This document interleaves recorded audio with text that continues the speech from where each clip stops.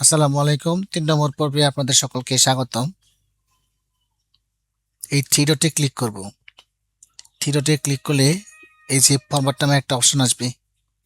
এই ফরম্যাট থেকে এই যে টেক্সট স্টাইল এবং ডাইমেনশন স্টাইল নামে দুইটা স্টাইল আছে। এই দুইটা স্টাইল আজকে আমরা পরিবর্তন করব। তো প্রথমেই আমরা টেক্সট স্টাইলটাকে পরিবর্তন করব। এই প্লাস আইকনে চেপে নতুন একটা স্টাইল নেব। স্টাইলের নাম দেব আমিন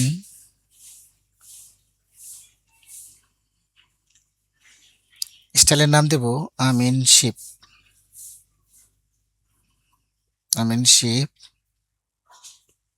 টেক্সট। এখানে আপনার ইচ্ছা মতো নাম দিতে পারবেন। এরপর ওকে দিবেন। ওকে দেওয়ার পর এই থ্রি ডট বাটনে ক্লিক করে মডিফাই ক্লিক করব। এখানে আমরা একটা ফন্ট সিলেক্ট করব। ফন্ট আমি এখানে অনেক ধরনের ফন্ট আছে, তবে এখানে আমি একটা ফন্ট দিয়ে দিই। আলমেন্ডা নামে একটা ফন্ট আছে, আলমেন্ডা। এই আলমেন্ডাটাকে সিলেক্ট করলাম। সিলেক্ট করার পর এই সাইজটা দিবেন 700। এরপর সাইজ দিবেন এখানে আমরা এখান দিয়ে দেবো 96 ফিট, 96 ইঞ্চি দিয়ে দিই। 96 ইঞ্চি দিয়ে এখানে ডান দিবেন। দেখবেন যে অটোমেটিক ফুটে কনভার্ট হয়ে যাবে। Oblique angle, white factor, backward, এগুলা কিছু করার দরকার নেই, এগুলা ঠিকই থাকবে।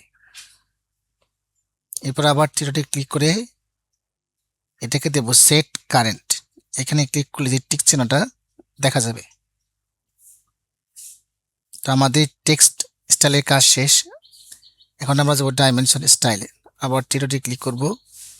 ক্লিক করার পর ফরম্যাট থেকে যাব ডাইমেনশন স্টাইল। এখানে যাব, প্লাস আইকনে প্রেস করে আরেকটা ডাইমেনশন স্টাইল নেব এবং এর নাম দেব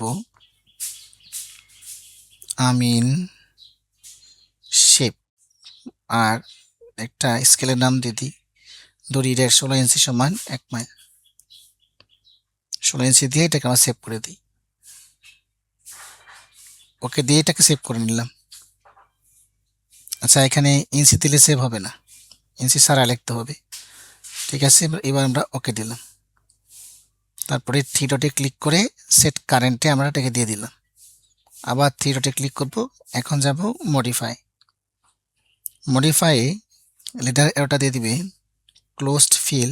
এখানে ক্লোজ ফিল আছে, থাক, এটা চেঞ্জ করার দরকার নাই। অ্যারোস্টার সাইজ দিয়ে আমরা দিয়ে দেব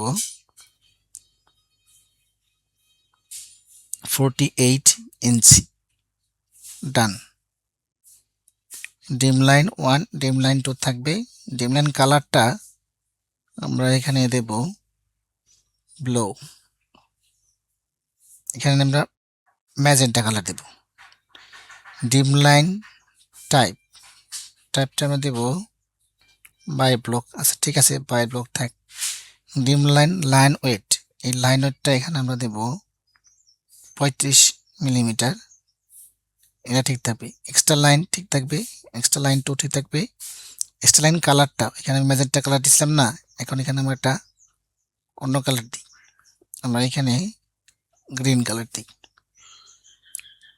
লাইন টাইপ ব্লক, এটা ঠিক আছে থাক। এক্সট্রা লাইন টাইপ আমরা এখানে আবার দেব 0.35 mm। এগুলো সব ঠিক থাকবে, এগুলা পরিবর্তন করার দরকার নাই। এখন টেক্সটে আসার পরে এখানে যে টেক্সট স্টাইলটা আমরা বানাইছিলাম আমিন শিপ টেক্সট, এটাকে সিলেক্ট করে দেব। টেক্সট কালারটা দিয়ে দেব রেড। ফিল টাইপ যে ব্যাকগ্রাউন্ড নিচে দিতে চান দিতে পারবেন, তো এটা আপাতত এমনি থাক। আর ফিল কালার কিছু করার দরকার নাই। টেক্সট হাইটটা এখানে আমরা একটু বাড়িয়ে দেবো। এখানে দেব 96 ইঞ্চি দিয়ে ডান দিয়ে দিলাম। টেক্সট অপশন এভাবে থাক, টেক্সট পার্টিশন এভাবে থাক, এখানে কোনো পরিবর্তন করার প্রয়োজন নাই। এরপর আমরা নিচের দিকে যাব প্রাইমারি ইউনিটস। এটা খুবই গুরুত্বপূর্ণ। এই প্রাইমারি ইউনিটসে আমরা এখানে দিয়ে দেবো ইঞ্জিনিয়ারিং। প্রিসিশন দিয়ে দেবো 0। এখানে আর কিছু করার দরকার নেই। আমার সমস্ত সেটিং এখন এটা এভাবেই থাক। পরবর্তীতে আমি আবার সেটিংগুলো চেঞ্জ করতে পারবো, সমস্যা নাই। আপাতত এখন এভাবেই থাক।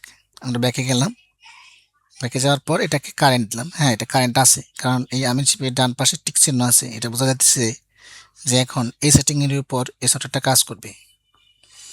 তো আমরা একে একে 3টা সেটিং কমপ্লিট করলাম। এখন ফাইলটাকে সেভ করতে হবে। এই সেটিংটাকে জেনিকেটে সেভ রাখতে হবে। এই যে নিচের দিকে আছে দেখেন ব্যাক বাটন আছে। এই ব্যাক বাটনটা প্রেস করতে হবে। প্রেস করার পরেই এখানে একটা মেসেজ শো করবে যে সেভ চেঞ্জেস।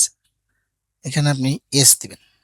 এস দেওয়ার পর ড্রয়িং যে উপরেরটা সবার উপরটাকে সিলেক্ট করে দিবেন।